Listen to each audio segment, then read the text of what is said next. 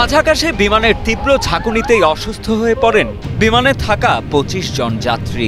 অতঃপর জরুরি অবতরণ করে আহত যাত্রীদের নেওয়া হয় হাসপাতালে। সম্প্রতি এমন ভয়াবহ এয়ার টার্বুলেন্সের মুখে পড়ে ডেল্টা এয়ারলাইন্সের ফ্লাইট DL56। বিমানের গতিবিধি পর্যবেক্ষণকারী ওয়েবসাইট ফ্লাইট রাডার 24 এর তথ্য অনুযায়ী এয়ারবাস A330-900 মডেলের এই বিমানটি ৩৭,০০০ ফুট উচ্চতায় পৌঁছানোর পরপরই টার্বুলেন্সের শিকার হয়। সে সময় বিমানটি সামান্য সময়ের জন্য ৩৮,০০০ ফুট উচ্চতায় উঠে গিয়েছিল এবং তারপর সেটি নেমে আসে ৩৫,৮০০ ফুটের নিচে। পরবর্তীতে এটি আবারও ৩৭,০০০ ফুট উচ্চতায় স্থিতিশীল হয়, আর এতেই অনুভূত হয় তীব্র টার্বুলেন্স। ব্রিটিশ সংবাদ মাধ্যম বিবিসির প্রতিবেদনের বরাতে জানা যায়, ৩০ জুলাই স্থানীয় সময় বিকেল ৪:৩০টায় ২৭৫ জন যাত্রী এবং ১৩ জন ক্রু সদস্য নিয়ে সল্টলেক সিটি বিমানবন্দর থেকে আমস্টারডামের উদ্দেশ্যে যাত্রা করে ডেল্টা ফ্লাইট 56।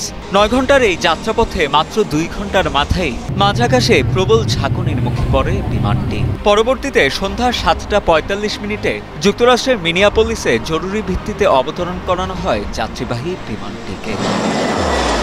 এদিকে ঘটনার পর ডেল্টা এয়ারলাইন্স কর্তৃপক্ষ এক বিবৃতিতে জানায়, বিমানের যাত্রীদের তাৎক্ষণিক প্রয়োজনীয় সহায়তা প্রদানে কাজ করছে তারা। যুক্তরাষ্ট্রের ন্যাশনাল ট্রান্সপোর্টেশন সেফটি বোর্ডের তথ্য অনুযায়ী ২০০৯ সালের পর থেকে টার্বুলেন্স জনিত ঘটনায় ২০৭ জন গুরুতর আহত হয়েছেন, যাদের প্রত্যেককেই অন্তত ৪৮ ঘন্টা হাসপাতালে চিকিৎসাধীন থাকতে হয়েছে।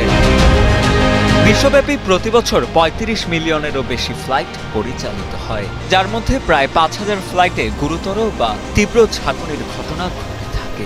বিশেষজ্ঞরা জানান, সিভিয়ার টার্বুলেন্স বা তীব্র ঝাঁকুনির সময় বিমানে 1.5G ফোর্সের বেশি চাপ সৃষ্টি হয়। এর ফলে কেউ যদি সিট বেল্ট না পরেন, তাহলে তিনি আসন থেকে পড়ে গিয়ে আহত হতে পারেন।